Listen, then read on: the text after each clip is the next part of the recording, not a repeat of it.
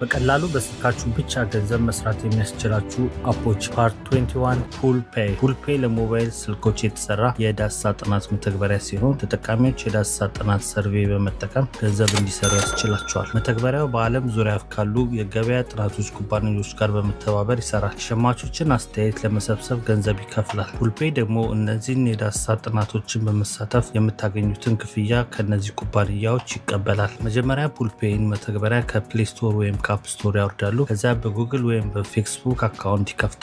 ሲመዘገቡ ስለራሱ የእድሜ ክልል፣ ጾታ፣ የመኖሪያ ሀገር፣ የገቢ ደረጃ፣ የትምህርት ወዘተ ጥቂት ጥያቄዎችን ይመልሳሉ። ይህ መረጃ ለተወሰነ የዳሰሳ ጥናት ብቁ መሆኑትን ለመወሰን ይረዳል። አዲስ የዳሰሳ ጥናቶች ሲኖሩ መተግበሪያው ማስታወቂያ ሊልክ ይችላል። የዳሰሳ ጥናት ብዛትና ድግግሞሽ እንደ ፕሮፋይል እና የመኖሪያ ሀገር ይለያያል። እያንዳንዱ የዳሰሳ ጥናት ለማጠናቀቅ ምን ያህል ጊዜ እንደሚወስድና ምን ያህል ገንዘብ እንደሚከፍሉ ያሳያችኋል። ለዳሰሳ ጥናት ብቁ ከሆናችሁ ጥያቄዎችን መመለስ ትጀምራላችሁ።